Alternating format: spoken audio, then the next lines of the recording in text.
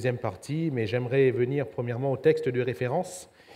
3 passages. Le premier se trouve dans Romains chapitre 12, à partir du verset 1er jusqu'au verset 2. Romains 12, 1 à 2. Voilà ce qui nous est dit. Je vous exhorte donc, frères, par les compassions de Dieu, à offrir vos corps comme un sacrifice vivant, saint, agréable à Dieu, ce qui sera de votre part un culte raisonnable. Ne vous conformez pas au siècle présent, mais soyez transformés par le renouvellement de l'intelligence, afin que vous discerniez quelle est la volonté de Dieu, ce qui est bon, agréable et parfait. Amen.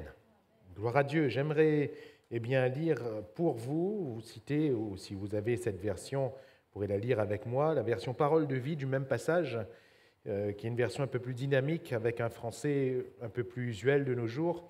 Frères et sœurs chrétiens, nous dit Paul, Dieu est plein de bonté pour nous. Alors je vous demande ceci, offrez-lui votre personne et votre vie, c'est le sacrifice réservé à Dieu et qui lui plaît. Voilà le vrai culte que vous devez lui rendre. Ne suivez pas les coutumes du monde où nous vivons, mais laissez Dieu vous transformer en vous donnant une intelligence nouvelle. Ainsi vous pourrez savoir ce qu'il veut, ce qui est bon, ce qui lui plaît, ce qui est parfait. Amen. Gloire à Dieu. Ce texte, peut-être que dans cette version, nous parlera un peu mieux. En tout cas, elle est un peu plus tranchante, cette version, et cela dans le but que nous puissions saisir un peu mieux le sacrifice que le Seigneur nous demande. En complément de cela, nous pourrions lire dans Lévitique, chapitre 1er, verset 1er au verset 3, Lévitique 1, verset 1 à 3. L'Éternel appela Moïse de la tente d'assignation, il lui parla et dit « Parle aux enfants d'Israël et dis-leur, lorsque quelqu'un d'entre vous fera une offrande à l'Éternel, il offrira du bétail, du gros ou du menu bétail. Si son offrande est un holocauste de gros bétail, il offrira un mâle sans défaut. Il l'offrira à l'entrée de la tente d'assignation devant l'Éternel pour obtenir sa faveur. » Pour obtenir sa faveur. Et nous nous rappelons tout à l'heure qu'il était question du sacrifice qui rendra notre culte agréable, raisonnable. Et enfin, toujours Lévitique, chapitre 2, le verset 1er, Lévitique 2, verset 1er. Lorsque quelqu'un fera à l'Éternel une offrande en don, son offrande sera de fleurs de farine. Il versera de l'huile dessus et il y ajoutera de l'encens. Amen. Gloire à Dieu. Alors, depuis le livre de la Genèse jusqu'au livre de l'Apocalypse, il est question grandement de ce qui, il faut le dire, ne fait pas forcément plaisir, un terme que nous n'aimons pas trop employer, un terme que nous n'aimons pas trop en satisfaire les critères, à savoir le sacrifice. Le sacrifice. Depuis le Jardin d'Éden, Dieu offre le premier sacrifice. Lorsque Adam et Ève vont pécher, ne vont pas pouvoir s'en sortir par rapport à ce qu'ils ont commis comme faute, désobéissance, qui entraîne le monde entier dans le péché. Mais Dieu va offrir ce premier sacrifice qui va leur permettre de recouvrir la honte, la nudité due à leur péché. Et nous ne savons pas quel animal va être offert, mais en tout cas un animal va être offert, puisque la peau de cet animal va servir à recouvrir Adam et Ève. De même, Dieu va offrir le dernier sacrifice. Et ce que j'appelle le dernier sacrifice est bien entendu celui de son agneau à lui, l'agneau de Dieu, à savoir Jésus-Christ. Après Jésus, nous n'entendons plus parler d'animaux sacrifiés, tout du moins dans ce que Dieu demande. Si certes les rites juifs devaient se poursuivre, certainement, Dieu ne prenait plus du tout plaisir dans les sacrifices, les animaux qui étaient offerts. A-t-il déjà pris plaisir dans un animal offert ? En soi, j'aimerais répondre non. En soi, non. Dieu n'a jamais pris plaisir dans un animal offert, jamais. Jamais. Mais dans chacun de ces animaux offerts que Dieu lui-même a demandé dans la loi de Moïse, ce n'était pas l'exactitude des choses qui étaient en Dieu. Ce n'était que l'ombre des choses à venir. Ce n'était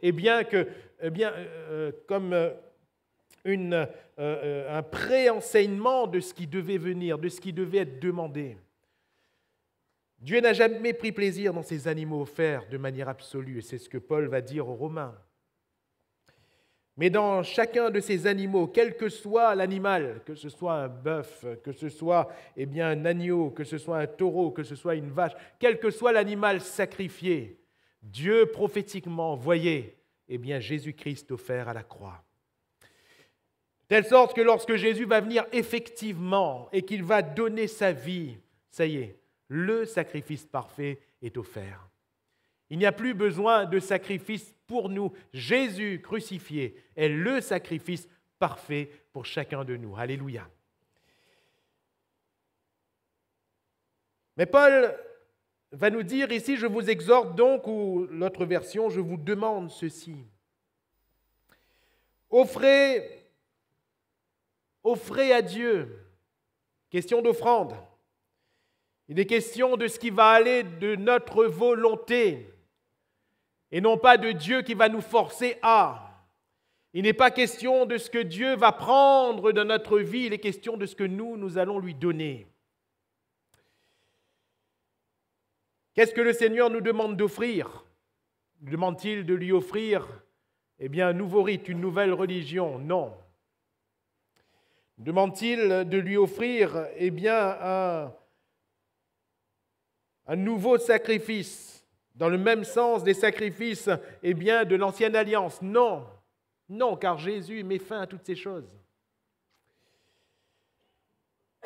Il nous demande un sacrifice qui est particulier. Offrir vos corps comme un sacrifice vivant, saint et agréable. Offrir vos corps comme un sacrifice vivant, saint et agréable. Et j'aime bien cette version parole de vie. Offrir notre personne, offrir notre vie. Alléluia. Offrir notre personne, offrir notre vie. Autrement dit, s'offrir soi-même. S'offrir soi-même. Se donner soi-même à Dieu. Nous avons vu hier soir que ce sacrifice demandé par Paul, inspiré par Dieu, désignait directement cette forme de sacrifice dont on a lu les détails, quelques détails dans le Lévitique chapitre 1er, verset 1er, à savoir l'Holocauste. Quelle est la particularité de l'Holocauste? C'est le seul type de sacrifice parmi tous les types qu'il y avait. Il y avait le sacrifice d'action de grâce, il y avait le sacrifice d'expiation, il y avait l'offrande perpétuelle, etc., etc. Différents types de sacrifices, je vous renvoie au livre du Lévitique. Mais ce sacrifice-là, l'Holocauste, ce qui le différenciait des autres, c'était le seul sacrifice où l'animal était offert en entier. Rien n'était enlevé de l'animal, il était coupé, mais tous les membres coupés étaient mis sur l'autel et brûlés. Holocauste signifie brûler en entier. Et quand Paul nous dit qu'il faut offrir notre vie comme un sacrifice, de quoi parle-t-il quand il parle de notre vie? Souvent, nous avons fait, et nous avons mal fait, de penser que le sacrifice que nous offrons à Dieu, c'est notre vie d'église. C'est notre vie de prière, c'est notre vie de lecture de la Bible. Nous faisons bien, disais-je hier soir, de partitionner comme il faut, de compartimenter comme il faut les domaines de notre vie. Il faut mettre tout bien en ordre, c'est sûr. La vie professionnelle, la vie familiale, la vie personnelle, la vie secrète, la vie de loisirs, etc., etc. Il faut vraiment bien organiser toutes ces choses. Mais souvent, nous avons dit que Dieu est Dieu de notre vie d'église. Et quand nous venons à l'église, « Ah Seigneur, monte sur le trône, assieds-toi, sois glorifié Seigneur, sois loué, sois adoré. » Quand nous ouvrons notre Bible chez nous, « Seigneur, je vais lire ta parole. Monte sur le trône Seigneur, sois loué, sois glorifié, sois adoré. » Quand, on se met à prier, Seigneur, je vais te faire connaître mes besoins, mais j'aimerais que tu montes sur le trône. Règne, Seigneur. Sois loué, sois adoré, sois glorifié. Dans ces domaines, il semblerait que ça aille de soi. Mais est-ce que dans notre vie familiale, nous disons aussi, Seigneur, monte sur le trône. Seigneur, sois le Seigneur, sois loué, sois glorifié, sois adoré. Est-ce qu'il ne nous arrive pas de dire, Seigneur, descends un petit coup. Seigneur, tourne la tête, regarde de l'autre côté un petit coup. Regarde pas. Est-ce qu'il ne nous arrive pas, dans notre vie de loisir, quand nous sommes devant la télévision, est-ce que nous ne disons pas, Seigneur, descends un petit coup. Seigneur, tourne la tête, regarde pas ce que je suis en train de regarder. Dans ce que nous écoutons, dans ce que nous faisons, frères et sœurs, le Seigneur demande non pas le sacrifice d'une partie de notre vie, le Seigneur demande le sacrifice de toute notre vie. L'Holocauste brûlé en entier. Et là où on a vraiment du mal, et il faut le reconnaître ce matin, là où on a vraiment du mal, c'est que Dieu soit Dieu partout. Partout. Il y a un travail, il y a un effort, mais est-ce que nous sommes prêts à en payer le prix? L'exemple, le modèle parfait du sacrifice, du brûlé en entier, c'est Jésus-Christ. Lui a offert sa vie entièrement. Lui n'a rien gardé, pourtant il avait tout, mais il a tout laissé afin de donner sa vie pour chacun de nous. On ne peut offrir notre vie entièrement que lorsque Dieu aura pris à nos yeux l'ascendant en termes d'importance dans tous les domaines de notre vie. C'est-à-dire quand Dieu sera le plus important dans chaque domaine de notre vie. Alléluia. Quand nous ferons tout en fonction de Dieu, quand pour toute chose on consultera Dieu et sa parole, quand nous ferons attention à toute chose pour que tout glorifie Dieu, alors oui, Dieu sera Dieu partout. Partout. C'est ce que ce texte de Paul aux Romains nous enseigne à faire. Et quand il nous est dit de ne pas nous conformer au siècle présent, quand il nous est dit de ne pas suivre les coutumes du monde, voilà ce que ça veut dire. Cela nous apprend, frères, sœurs, que nous ne pouvons pas nous appeler chrétiens et vivre en fonction du monde. Ce n'est pas possible. Ce n'est pas possible. Ou nous vivons en fonction du monde et nous ne sommes pas chrétiens. Ou nous sommes chrétiens et nous vivons en fonction de Dieu. En fonction de Dieu. Quand nous appartenons à Dieu, il y a des choses que nous ne pouvons plus faire. Forcément. Oui, il y a la liberté glorieuse des enfants de Dieu, oui. Oui, nous sommes libres en Jésus-Christ, mais ne faisons pas de cette liberté un prétexte pour vivre selon la chair. Alors, pour passer succinctement sur ce qu'on a vu hier soir, la Bible nous montre que Dieu doit être notre Dieu dans notre vie professionnelle. Et j'ai pris cet exemple de Jésus qui vient vers Lévi. Vous connaissez Matthieu.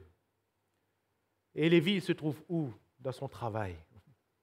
Dans son travail. Il est fonctionnaire. Il collecte les impôts. Mais Jésus vient dans son travail. Mon frère, ma sœur, est-ce que tu sais que Jésus vient dans ton travail? Et qu'est-ce qu'il dit à Lévi? Et Lévi, suis-moi. Suis-moi. Suis-moi. Est-ce que nous suivons Jésus dans notre travail? Est-ce que nous marchons selon Dieu dans notre travail? Ou est-ce que notre travail est pour nous une occasion de chute, une occasion de tricher, une occasion de faire ce qui ne plaît pas à Dieu? Est-ce que Dieu est encore sur le trône de notre cœur dans notre travail? Lévi se leva et le suivit. Alléluia. Parfois, dans notre travail, nous sommes appelés à faire des choix.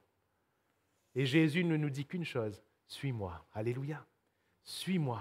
Et parfois, dans notre travail, nous sommes appelés à nous lever et à suivre Jésus. Dans certaines conversations de nos collègues, nous sommes appelés à nous lever et à suivre Jésus. Dans certaines situations où d'autres porteraient la main dans la caisse, nous sommes appelés à nous lever et à suivre Jésus. Dans certaines situations où nous sommes tentés par un homme, tentés par une femme, nous sommes parfois appelés à nous lever et à suivre Jésus, comme Joseph l'a fait dans son travail, vis-à-vis de la femme de Potiphar. Jésus est venu dans le travail de Pierre. C'est dans son travail que Pierre l'a rencontré. Alléluia. Et Jésus a dit, laisse-moi entrer dans ton travail, Pierre. Laisse-moi entrer dans ta barque, Pierre. Laisse-moi entrer. Et Jésus n'est pas entré pour faire le travail de Pierre. Non, ce que nous avons à faire, Jésus ne va pas le faire pour nous. Jésus est entré pour glorifier Dieu. Il a prêché le royaume de Dieu. Et ensuite, il a dit, Pierre, maintenant tu peux faire ton travail. Alléluia. Et la pêche miraculeuse a eu lieu là. Nous voulons voir de grandes choses dans notre vie professionnelle. Nous voulons voir une grande abondance dans notre vie professionnelle. Laissons Jésus venir un peu. Alléluia. Laissons Jésus entrer. Laissons Jésus glorifier le Seigneur. Jésus est-il notre Seigneur également dans le domaine de nos richesses et de nos biens? Jésus a mis le doigt sur ce domaine qui est si tabou, qui est si particulier, de la vie d'un jeune homme, qui est venu vers lui tout content, mais qui ensuite est reparti tout triste. Exactement le contraire de la grande majorité de tous ceux qui sont venus vers Jésus. Souvent, ils sont venus tristes et ils sont repartis joyeux. Mais celui-là, il est venu joyeux, il est reparti triste. Vous avez remarqué? Le fameux jeune homme riche, la Bible nous dit pourtant que Jésus l'a regardé, que Jésus l'a aimé. Savons-nous que quel que soit notre cœur, quelle que soit notre situation, Jésus nous regarde, Jésus nous aime. Jésus nous aime, mais il nous regarde. Il nous aime, mais il nous regarde. Là, il ne faut pas l'oublier. Nous, on retient la partie où il nous aime, ça fait plaisir. Mais il nous regarde. Il nous regarde. Jésus, l'ayant regardé les mains, et lui dit, parce que c'est toujours avec amour que Jésus nous parle. Jésus lui dit, il te manque une chose, va, vends tout ce que tu as, donné aux pauvres. Tu auras un trésor dans le ciel. Puis viens, la même chose qu'à Lévi, et suis-moi. Suis-moi, glorifie-moi, vis en fonction de moi. C'est ça, suivre Jésus. Cet homme n'a plus rien répondu. Il est reparti tout triste parce qu'il avait de grands biens. Et Jésus va dire combien il est difficile à ceux, non pas qui ont de grands biens, mais qui sont attachés à leurs grands biens, d'entrer dans le royaume de Dieu. Et je vous le dis, va-t-il dire à ses disciples, plus facile à un chameau de passer par le trou d'une aiguille. Vous vous rendez compte, le trou d'une aiguille? Bon, ça c'est en français. Le trou d'une aiguille, dans le contexte, c'est une petite porte dérobée pour entrer dans une ville qui est entourée de murailles, souvent, une petite porte. Il y a les grandes portes de la ville, là tout le monde passe avec les marchandises, toutes les caravanes et tout. Et puis il y a les petites portes où on faisait passer un petit peu en misouk, les petites portes. Et un chameau, c'est impossible que le chameau passe par là. Mais Jésus va dire, il est plus facile à un chameau de passer par le trou d'une aiguille, par cette petite porte dérobée, qu'à quelqu'un attaché à ses richesses, d'entrer dans le royaume de Dieu. Le problème, ce n'est pas la richesse. Le problème, c'est notre rapport avec la richesse. Est-ce que Dieu est notre Dieu, même dans nos richesses, ou est-ce que là, c'est mammon? Vous ne pouvez servir Dieu et mammon. Est-ce que Dieu est notre Dieu, même dans nos relations avec nos proches? Est-ce que Dieu est notre Dieu, même quand nous sommes au plus bas moralement, quand notre âme est abattue? Est-ce que Dieu est notre Dieu? Et on pourrait multiplier les exemples. Est-ce que Dieu est notre Dieu? Quand quelqu'un vient nous voir et nous dit, allons faire ceci, allons faire cela, est-ce que Dieu reste notre Dieu ou sommes-nous influençables? Est-ce que Dieu reste notre Dieu, même quand on va venir nous inviter à un repas? Vous savez, ça semble bête comme ça, dit comme ça. Dit comme ça semble bête. Mais où sont nos priorités? Où sont nos priorités? On dirait que parfois, plus le temps va, plus on déplace les choses prioritaires au profit de celles qui ne le sont pas.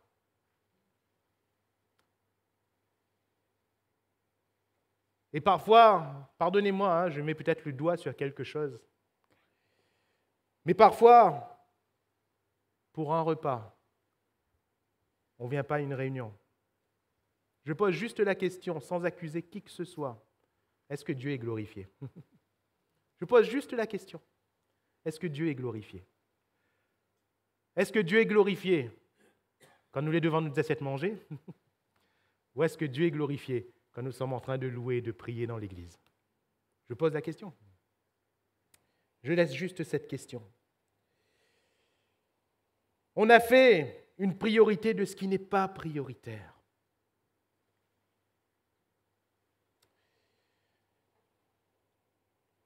Je me souviens, même moi, avant, il a fallu que j'apprenne ces choses. Quand on venait de se marier, à chaque fois que mes parents, que les membres de ma famille me disaient « Johan, ah ouais, Sophie, viens manger. Viens manger. Ah, me t'es pas, toutes les affaires, me t'es dit oui. » Et ma femme me disait « Comment on aime manger, donc ?»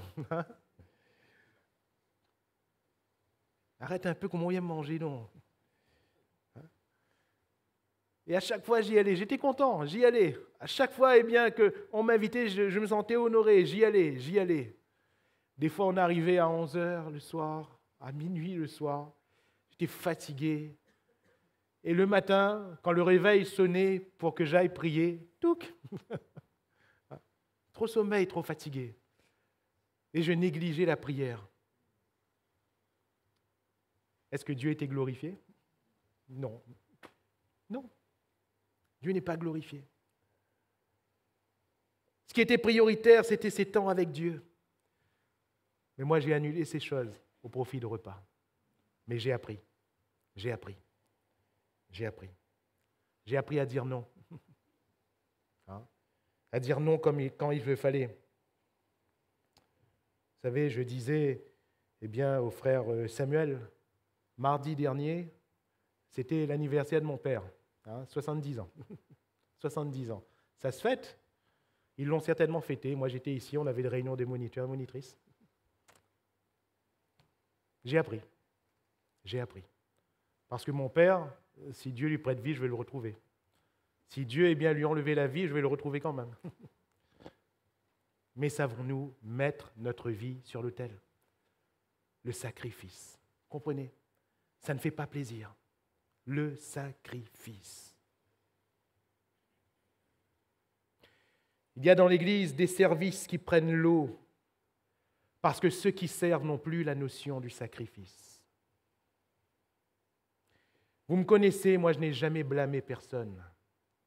J'ai toujours été compréhensif envers toute chose, toute situation. Quelqu'un veut me voir et dit « Frère, je ne peux pas », j'ai toujours dit « Pas de problème, pas de problème ». Mais que le message de Dieu, pas le message de Johan, le message de Dieu résonne dans nos cœurs ce matin. Il nous exhorte à offrir notre personne, notre vie entière sur l'autel. Alléluia. Sommes-nous prêts à le faire? Parce que si nous sommes prêts à le faire, nous verrons de grandes choses. Si chaque chrétien de l'Église de Saint-Louis est prêt à offrir sa vie comme un holocauste, c'est-à-dire brûler en entier, coûte que coûte, si chacun de nous ici, nous sommes prêts à le faire, nous verrons de grandes choses. Nous verrons le royaume de Dieu avec puissance. Nous verrons un grand réveil. Si nous ne sommes pas prêts à le faire, tous, alors les choses tarderont quand même.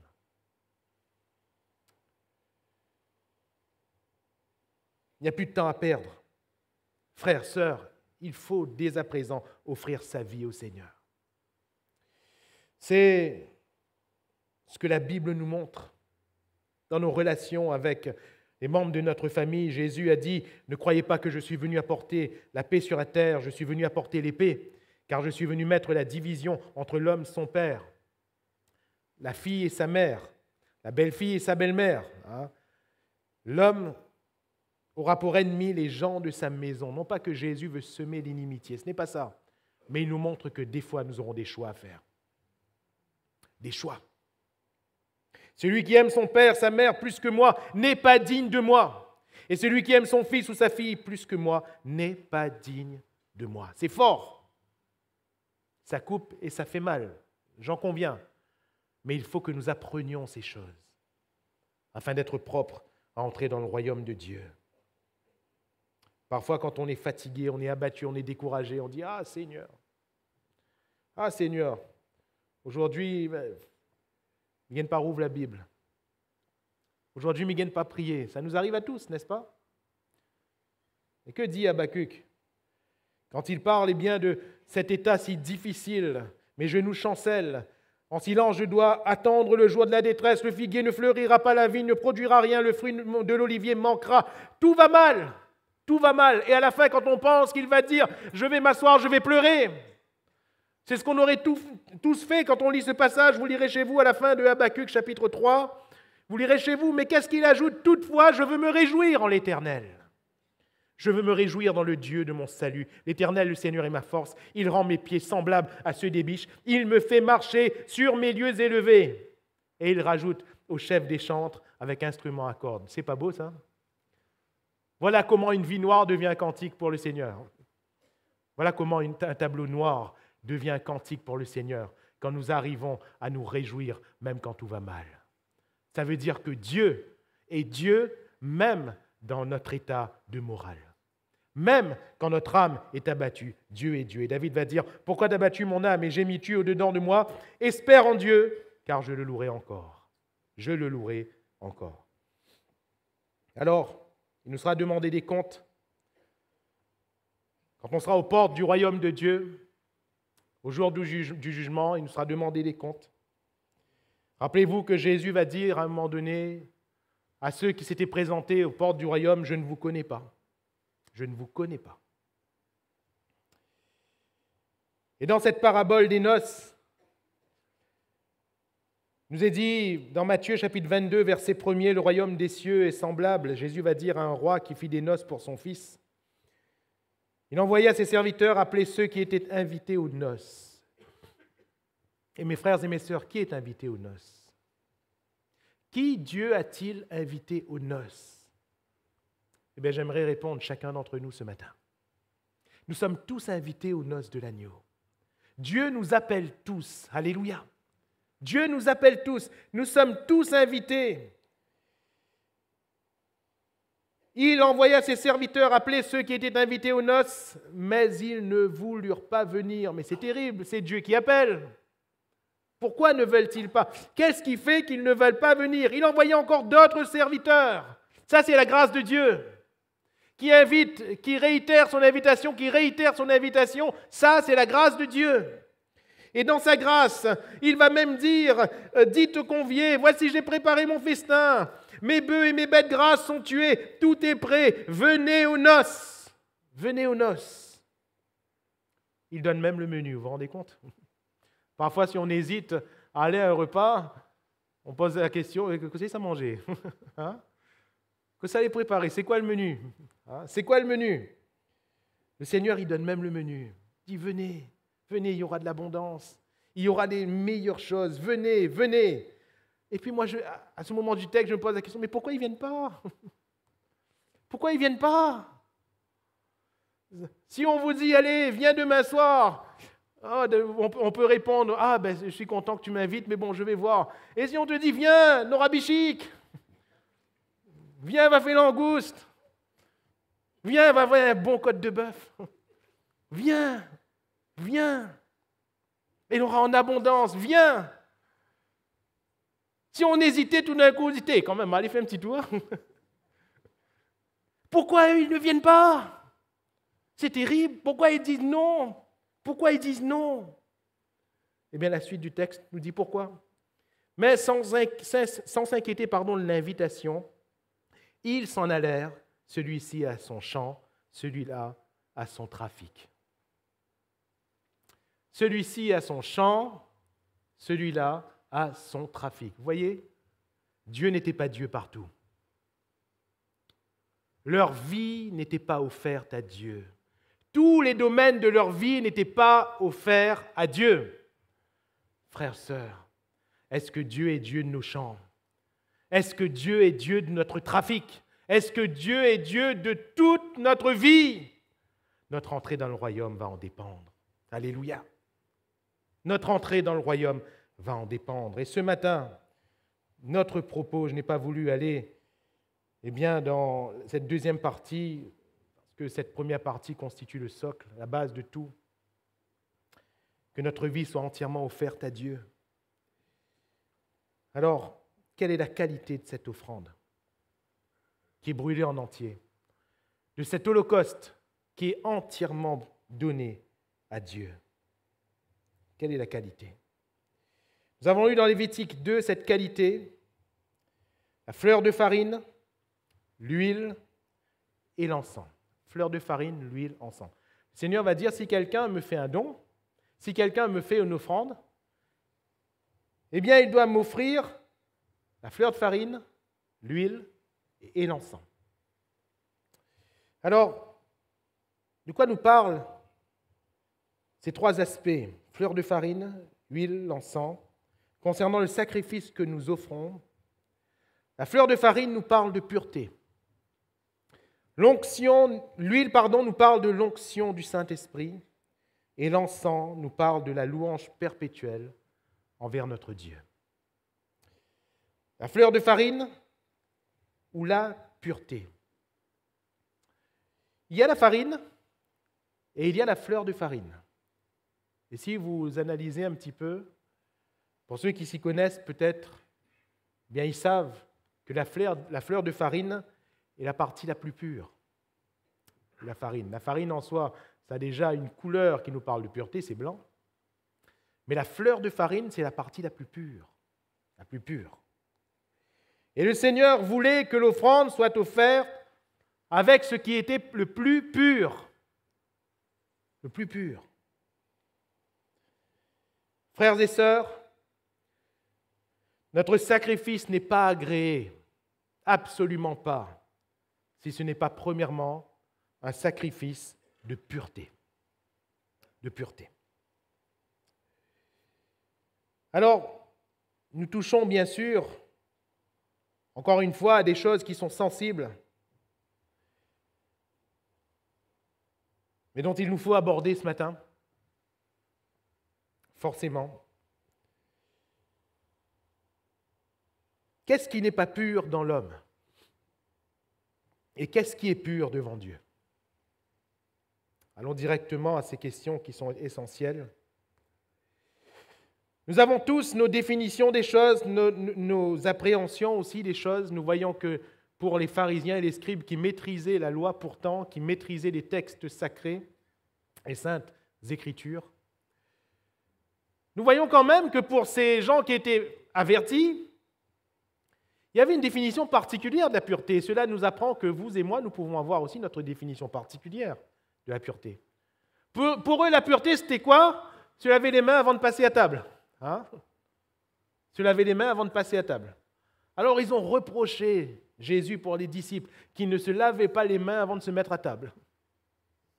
Ça, c'est l'hygiène. Ça, c'est la pureté, hygiénique. Ça, ce n'est pas la pureté devant le trône de Dieu. Il y aura beaucoup de personnes, malheureusement, qui se lavent les mains avant de passer à table et qui sont en enfer, malheureusement. Ça, ce n'est pas la pureté selon Dieu. Les disciples reprochaient Jésus en disant, les pharisiens reprochaient Jésus au sujet de ses disciples en disant, ils sont en train d'arracher les épis de blé pendant le sabbat. Ce n'est pas bien, Jésus, ce n'est pas pur. Ce n'est pas pur. Jésus a dit, attendez, c'est là où vous portez votre attention. Laver les mains avant de passer à table, arracher des épis, c'est ça. C'est ça. Un jour, ils vont même amener une femme surprise en flagrant délit d'adultère. Ah, flagrant délit d'adultère, cette fois, c'est un gros péché, Seigneur. C'est un vrai gros péché, Seigneur.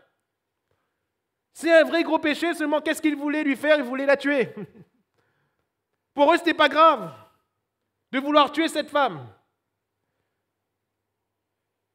Sauf que Jésus va les confondre à chaque fois, en mettant en avant la pureté selon Dieu. qui est loin de la pureté selon l'homme. Alors ils traduisent à leur manière, ils interprètent de leur façon ce que Dieu a dit. Oui, ce que Dieu a dit, Dieu l'a dit. Mais nous avons une fâcheuse tendance à tout traduire, n'est-ce pas? Ce que Dieu a dit, il l'a dit. Oui, il a dit que cette femme, adultère, devait être lapidée. Oui.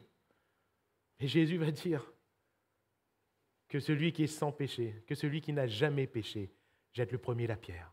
Qu'est-ce qu'il est en train de dire par là?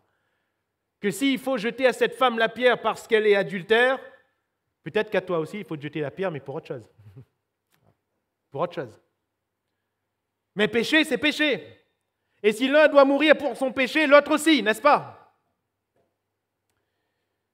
Jésus va dire, que si les disciples étaient condamnables en arrachant des épis dans les champs le jour du sabbat, David était d'autant plus qu'il a pris des pains des propositions, qu'il a mangé. Or, ces pains de proposition n'étaient réservés qu'aux sacrificateurs, qu'à ceux qui faisaient le service dans le temple.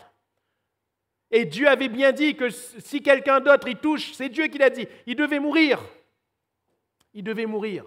David était encore plus condamnable, va-t-il dire. Mais vous savez, ces Juifs, ils vénéraient David. Ils vénéraient David. Et Jésus va les confondre encore une fois en montrant que la pureté selon Dieu n'était pas comme la pureté selon eux. Et puis, quant au fait de se laver les mains, Marc 7, versets 20 à 23, Jésus va dire « Ce qui sort de l'homme, c'est ce qui souille l'homme, et non pas ce qui entre. » C'est-à-dire prendre la nourriture avec des mains non lavées.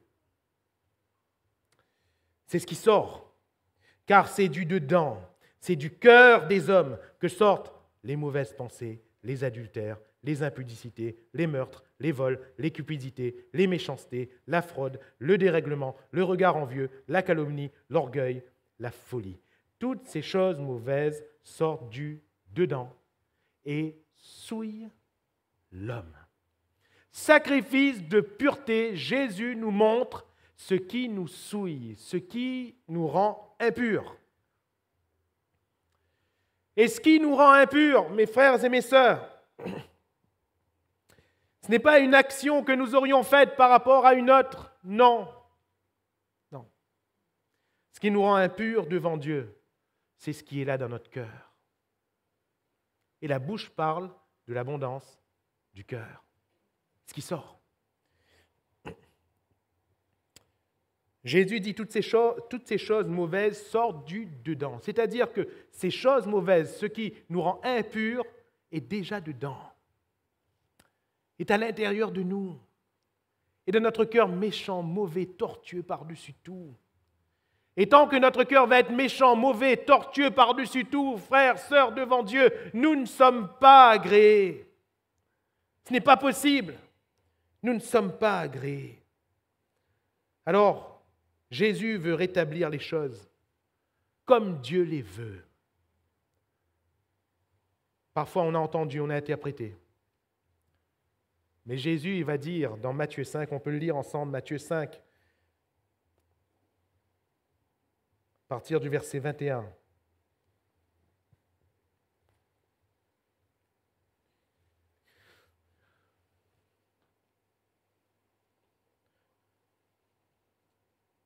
Au préalable, Jésus va dire dans ce contexte, « Je ne suis pas venu pour abolir la loi et les prophètes, mais je suis venu pour accomplir. » C'est-à-dire, je ne suis pas venu pour annuler ce que Dieu a dit, mais je suis venu pour accomplir ce que Dieu a dit. Mais dans tout ce contexte, qu'est-ce qu'il est en train de dire à ses disciples? Seulement, est-ce que vous avez bien compris ce que Dieu a voulu dire? Et souvent, je me pose cette question, en lisant la parole de Dieu, en y réfléchissant, en méditant. Mais Johan, est-ce que tu as vraiment bien compris ce que Dieu a voulu dire? Est-ce que tu as vraiment bien compris? Et vous savez, on ne va pas trouver la réponse dans nos interprétations. On ne va pas trouver la réponse forcément dans toutes sortes d'analyses intellectuelles. Je me souviens de cette publicité qui tournait en boucle sur les réseaux et ça m'a fait rire. Pardonnez-moi, hein, sans manquer de respect, ça m'a fait rire. Voulez-vous connaître le sens caché des Écritures? Le sens caché des Écritures, qui a été perdu au fil des siècles. Comme si que pendant plusieurs siècles, Dieu n'a plus parlé. Hein? Et comme si que tout d'un coup, par une méthode, on va enfin découvrir ce que Dieu veut nous dire. Ça, c'est faux. C'est faux. Ne vous laissez pas avoir par ce genre de choses. Qui nous révèle ce que Dieu veut dire? Le Saint-Esprit qui nous a été donné. Le Saint-Esprit qui nous a été donné. Lui, il nous révèle vraiment ce que Dieu veut dire. C'est l'Esprit de Jésus-Christ. Vous avez entendu qu'il a été dit aux anciens, tu ne tueras point. Celui qui tuera mérite d'être puni par les juges. Est-ce que c'est écrit? Oui, c'est écrit. Oui, c'est écrit. Seulement, comment ils ont compris? Comment ils ont interprété? Comment ils ont traduit cela? Jésus va dire, mais moi je vous dis, ce Jésus qui a dit, je ne suis pas venu pour abolir. Je ne suis pas venu pour abolir. Je ne suis pas venu pour mettre fin à ce commandement-là. Mais quand il dit, mais moi je vous dis, il n'annule pas, mais il est en train de dire, je vais vous éclairer. Je vais vous montrer ce qui était dans le cœur de Dieu quand Dieu a dit cela. Je vais vous le montrer. Moi, je vous dis que quiconque se met en colère contre son frère mérite d'être puni par les juges. Parce que ça ne commence pas au coup d'épée, ça commence à la colère. Et d'ailleurs, si vous faites une petite analyse des textes de la loi, dans Exode 20 ou dans Deutéronome 20, 21, sauf erreur de ma part, quand vous faites une petite analyse, vous voyez que Dieu, il précise. Si quelqu'un a tué involontairement, il y a un échappatoire. Mais si quelqu'un qui était en colère contre son frère et l'a tué, là c'est une condamnation, il n'y a plus de ville-refuge, il n'y a plus rien. Et Dieu montrait déjà à ces Israélites que tout commence dans le cœur. Tout commence dans le cœur, et si la colère anime notre cœur, nous sommes déjà condamnés. Si quelqu'un se met en colère contre son frère, le Seigneur le voit déjà, n'est-ce pas? Frères, sœurs, dites-moi, est-ce que Dieu voit quand nous sommes en colère? Oui ou non? Oui. Oui. On peut camoufler, on peut regarder à l'autre comme ça, hein? Mais Dieu y voit. On peut dire à l'autre que le Seigneur te bénisse, mais Dieu voit. Dieu voit. On est déjà disqualifié. Avant même d'avoir posé notre pied à la ligne de départ, on est déjà disqualifié. Parce que Dieu a vu. Et quand je lisais ce texte, je dis, Seigneur, mais nous, on ne voit pas forcément la colère. Mais Dieu m'a répondu, mais moi, je vois. Toi, t'inquiète pas, moi, je vois. Moi, je vois. Eh oui, notre juge, c'est le Seigneur. Si c'était les hommes qui nous jugeaient, on pouvait camoufler. Mais qu'est-ce qu'on peut camoufler devant Dieu? Moi, je vous dis que quiconque se met en colère contre son frère, il mérite d'être puni par les juges. Que celui qui dit à son frère, raka. Et c'est quoi raka? C'est quand on rabaisse son frère. Littéralement, ça veut dire, si ma mémoire est bonne, stupide ou imbécile. C'est quand on rabaisse son frère, quand on rabaisse sa sœur.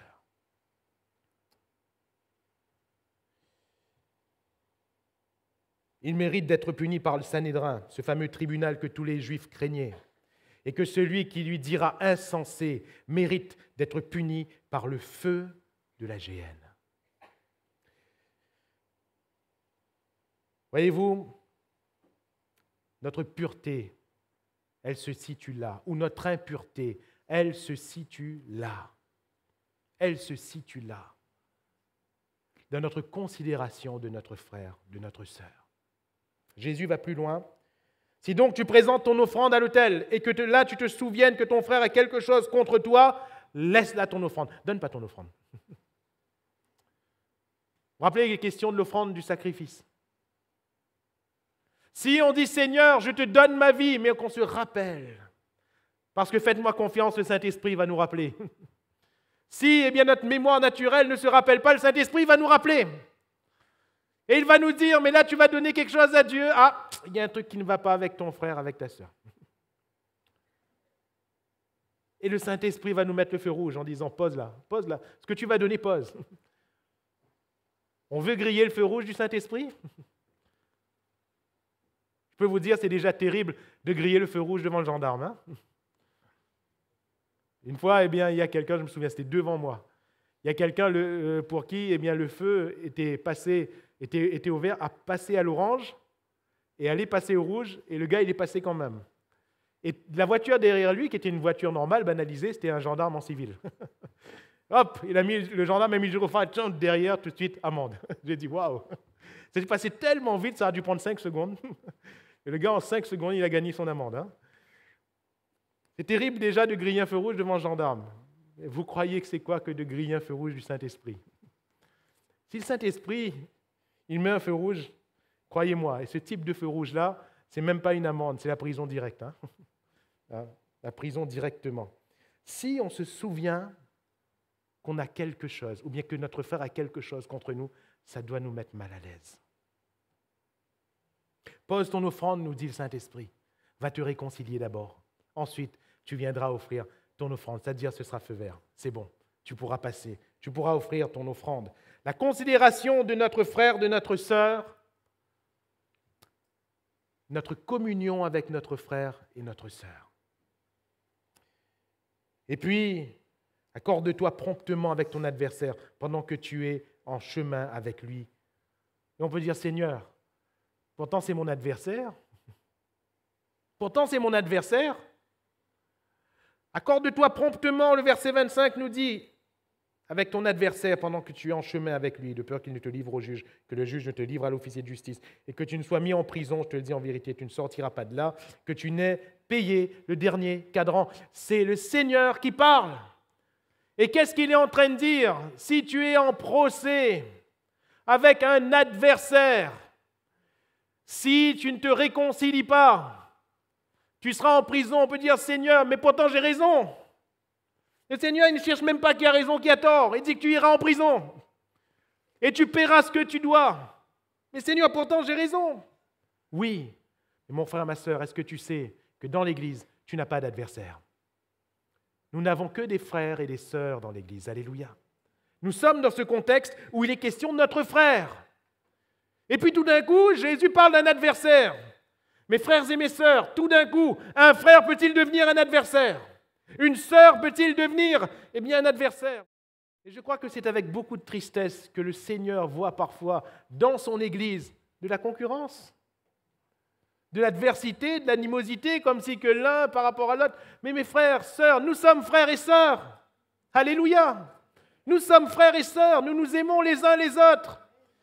Il ne doit jamais y avoir de concurrence entre nous. Il ne doit jamais y avoir, à cause d'elle gagne plus, lui, moi, non. Ça ne se passe pas comme ça. Ça ne se passe pas comme ça. Si tu vois que ton frère a gagné plus, réjouis-toi. Alléluia.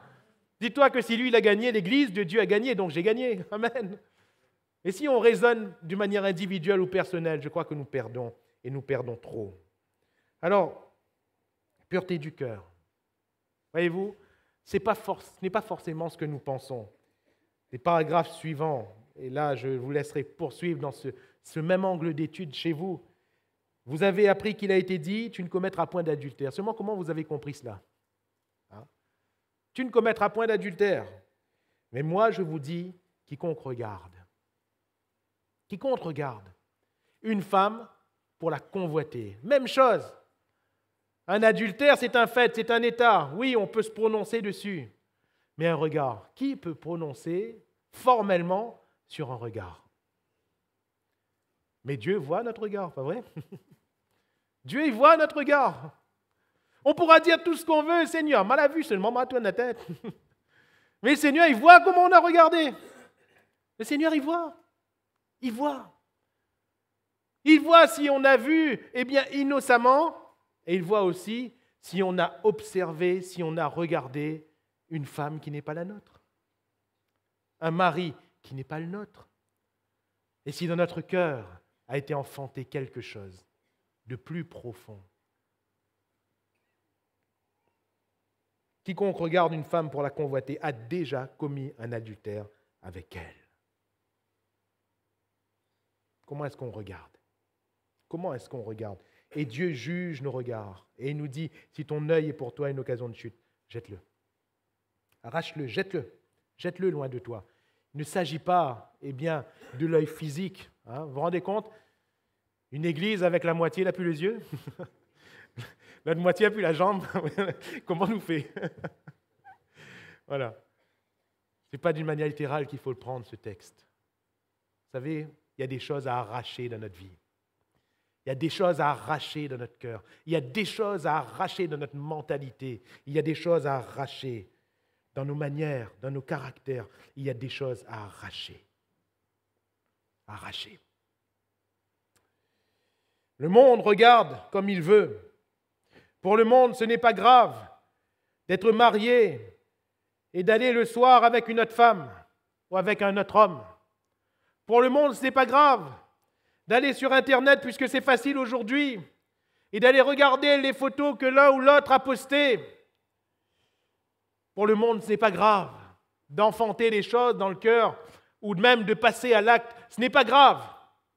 Mais pour Dieu, c'est très grave. C'est très grave. C'est très grave. Dieu voit notre cœur. Combien d'adultères avons-nous déjà commis ? Si c'est comme ça, hein? Posons-nous la question. Combien d'adultères avons-nous déjà commis ? Nous devons nous repentir devant Dieu. Le Seigneur va même plus loin. Il parle de celui qui répudie sa femme.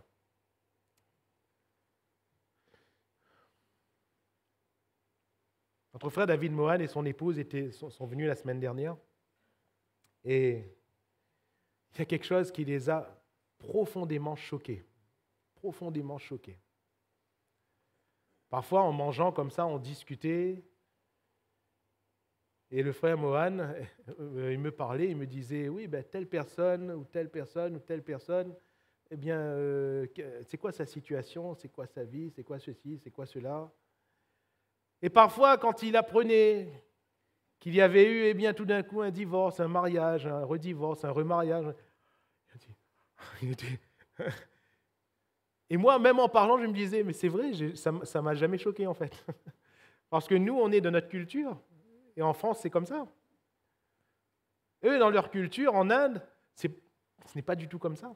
Ce n'est pas acceptable. Et puis, je me suis posé la question en parlant comme ça, je me disais, mais Seigneur, c'est quoi ta culture à toi ? C'est quoi ta culture à toi ? C'est quoi ta culture à toi ? Dans le mariage. C'est quoi ta culture ? Mes frères et mes sœurs, là-dessus, je crois que nous devons, ne serait-ce qu'en termes de mentalité, revoir tous notre copie. Parce que si on se penche sur les Écritures, si on arrive par exemple à ce type de texte, dans tous les textes parallèles, vous pouvez les prendre tous, normalement, je dis bien normalement, on n'a pas le droit de divorcer. On n'a pas le droit de se remarier. Si vous voulez savoir quelle est la barre de Dieu, elle est là. Elle est haute comme ça. Hein? Elle est haute comme ça. Parfois, nous, ce qu'on a voulu, c'est baisser la barre. Pasteur, baisse la barre, sinon je ne gagne pas sauter. Hein? Je me souviens une fois dans une église, 3 pasteurs devaient prêcher ce jour-là. Le premier, il avait prêché, il avait emmené un message tellement puissant. Le deuxième qui allait prêcher a regardé au pasteur plus ancien en disant « Regarde le petit jeune, il a apporté un message tellement puissant, c'est Dieu de passer après lui, la barre est haute. » Et l'ancien a regardé, lui a dit « Si la barre est haute, on passe dessous. » Passe dessous, inquiète pas. Essaye pas de sauter, passe dessous. Parfois, on a voulu baisser la barre pour que les autres puissent passer. Les autres puissent sauter. Réalisez un instant le prix qui a été payé à la croix. Pour que vous et moi, nous puissions sauter à la même hauteur. Quel prix a été payé à la croix? Dieu, en regardant au péché des hommes, il n'a pas réfléchi en disant comment je vais baisser la barre. Il n'a pas réfléchi en disant comment est-ce que je vais brader ce salut. Vous savez, en ce moment, c'est les soldes. Parfois, en passant devant un magasin, chère sœur, si vous avez vu un vêtement, vous dites ça, je ne peux pas me le permettre. Le premier jour des soldes, vous courez voir. Si le prix l'a baissé, comme ça, vous gagnez acheter 3, 4, 5. Si le prix l'a baissé, est-ce que vous croyez à un seul moment qu'il y a eu des soldes dans le ciel? Est-ce que vous croyez à un seul moment que Dieu, pour nous permettre d'accéder, il a bradé le salut? Non, Dieu n'a pas bradé, Dieu a payé le prix. Alléluia. Il a offert son Fils à la croix. La barre est haute pour tous. Pour tous. À nous d'avoir la crainte de Dieu. pour travailler à son salut avec crainte et tremblement. Alléluia. En vous disant ces choses, je ne juge personne. Ne voyez aucune dureté dans mon approche. C'est juste ce que les Écritures nous disent.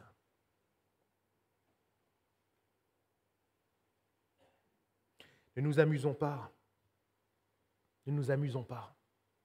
Dans le mariage, ne nous amusons pas. Et ne disons pas, ah, là, cette femme, elle ne me plaît plus, je la laisse, je divorce, je vais chercher une femme qui me plaît plus. Ne jouons pas comme ça avec Dieu.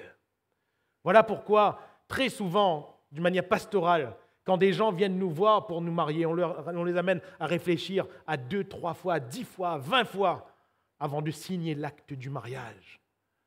Parce que c'est trop important devant Dieu. Quand on se marie devant les hommes et devant Dieu, c'est trop important. Alléluia. La pureté. La pureté. Alors, tu ne parjuras point. Jésus nous apprend qu'il ne s'agit pas pour nous de jurer par le ciel, au nom de Jésus, par Dieu, non. Que notre oui soit oui. Une vie de vérité. Alléluia. Une vie de vérité. Œil pour œil et dent pour dent, voilà ce qui est écrit. Mais Dieu n'a pas dit ça lorsque personnellement quelqu'un nous fait du mal. Regardez au texte et au contexte des commandements de Dieu.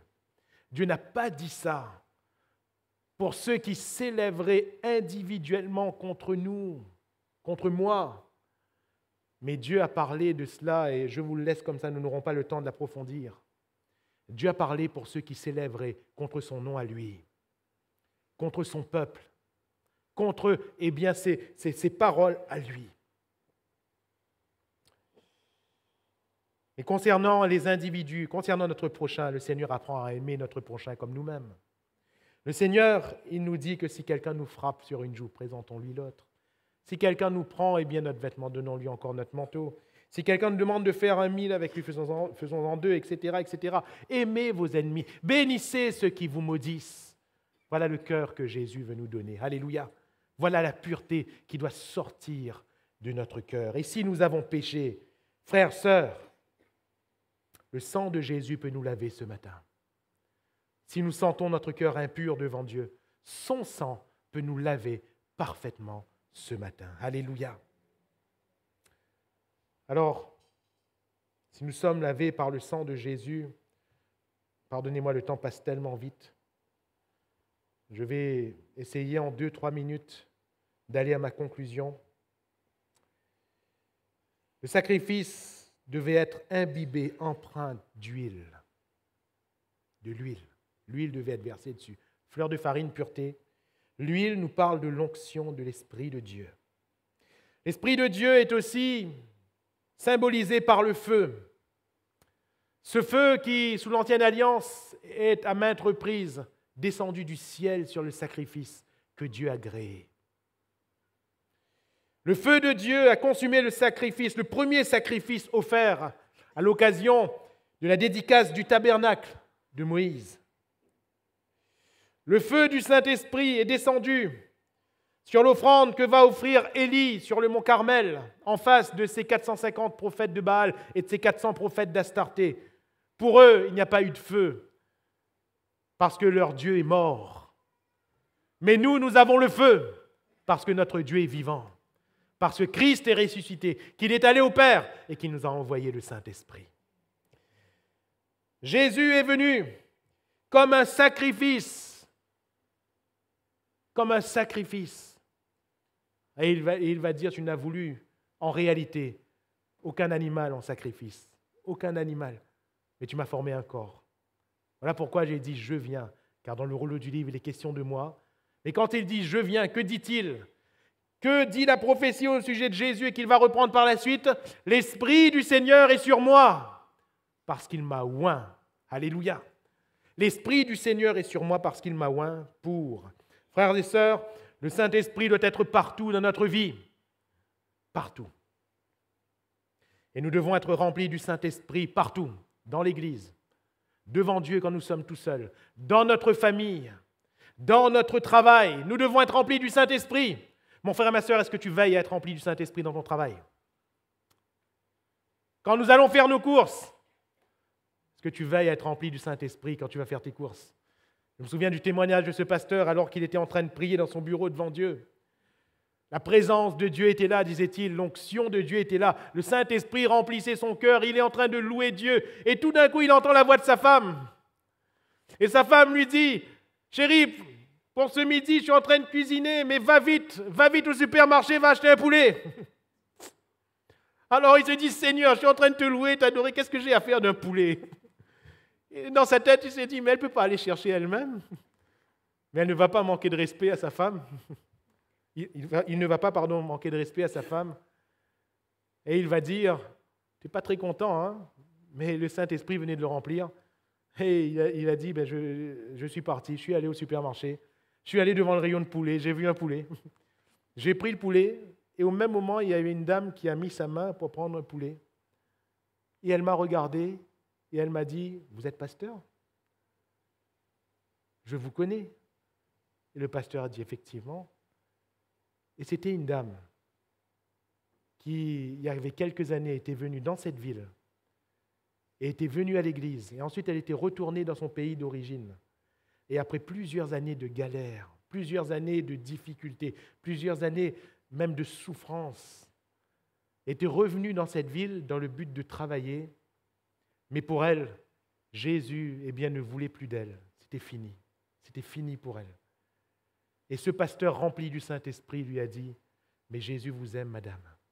Revenez à l'église ce dimanche. » Et cette femme est revenue et elle a donné sa vie au Seigneur. Elle s'est convertie à l'Évangile et elle a suivi le Seigneur. Alléluia. Parce qu'un homme a été rempli du Saint-Esprit même dans un supermarché pour acheter un poulet. Hein? Vous vous rendez compte? Maintenant, vous n'achèterez plus les poulets ordinairement. Hein? Voilà. Soyons remplis du Saint-Esprit en toutes choses. Pourquoi? Pour que Jésus soit formé en nous. Parce que si dans le sacrifice, c'est moi qui meurs, Jésus doit vivre. Jésus est mort à la croix afin que vous et moi nous vivions. Alléluia. Mais quel est le but? Pour que nous mourions à nous-mêmes, afin que Jésus vive en nous. Alléluia. Et si Jésus vit en nous, nous sommes témoins. L'onction, l'Esprit de Dieu. Et puis l'encens, qui est la louange perpétuelle au Seigneur. L'encens. Même pour notre prière, le psalmiste il va dire, nous connaissons ce chant, « Dieu, que ma prière soit devant ta face comme l'encens et l'élévation de mes mains comme l'offrande du soir. » C'est-à-dire que, oui, quand je prie, j'ai des besoins, mais que ma prière te plaise, Seigneur. Alléluia. Que ma prière te loue, que ma prière t'exalte, que ma prière te glorifie, qu'elle soit devant ta face comme l'encens. L'encens, c'est cette odeur agréable qui plaisait à Dieu. Et cet encens devait être sur plusieurs éléments du tabernacle, même sur le pain, les pains de proposition. Il devait y avoir de l'encens. Frères et sœurs, que notre vie soit une vie de louange. Alléluia. De louange perpétuelle. Que rien dans notre vie, rien ne vienne ternir la louange envers Dieu, car il reste digne de louange en toutes choses et en toutes circonstances. Alléluia. Notre sacrifice, c'est une louange perpétuelle envers notre Dieu. J'ai cité les textes tout à l'heure. Habakkuk, alors que tout allait mal, il disait, moi je veux quand même espérer en Dieu. Et à la fin, au chef des chantres, avec instrument à cordes. Alléluia. Même en décrivant ce tableau noir, sa vie était une louange pour le Seigneur. Et David, mon âme, pourquoi t'as battu? Espère en Dieu, parce que moi je le louerai encore. C'est particulier de voir David parler à lui-même comme si c'était deux personnes différentes. Et parfois, on doit devenir comme deux personnes différentes. Parce que si nous restons avec le moi abattu, eh bien on est abattus tous les deux. Tous les deux. Mais si on accepte, il y a des bipolarités qui ne sont pas bonnes, hein? Mais si on accepte cette bipolarité, seulement celle-là, où malgré qu'on soit abattu, on lève quand même les regards pour louer le Seigneur, le Seigneur va faire en sorte que le moi bipolaire qui est abattu rejoigne l'autre. Hein? Non pas que celui qui a les yeux en haut rejoigne celui qui a les yeux en bas, mais celui qui a les yeux en bas rejoigne celui qui a les yeux en haut, afin que notre vie soit une louange perpétuelle pour le Seigneur et à sa gloire. Alléluia! Ma sœur, est-ce que quand tu te disputes avec ton mari, tu dis encore, mon âme loue le Seigneur? Mon frère, Est-ce que quand tu te disputes avec ta femme, tu dis encore mon âme loue le Seigneur? Vous savez, si on prend ces réflexes, si on adopte cette vie de sacrifice, beaucoup de choses vont changer.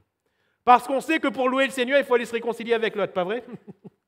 C'est ce qu'on a vu tout à l'heure, oui ou non? On sait que si on dit à notre âme loue le Seigneur, non mais attends un instant mon âme, m'y reviens tout de suite, bouge pas. Voilà. Et on va voir notre épouse, chérie, excuse-moi. Quelle paix, quelle joie, quelle gloire pour notre Seigneur. Alléluia. Je vous dis en vérité, des couples vont ressusciter des morts. Des familles vont être remises debout si notre vie est une louange perpétuelle au Seigneur.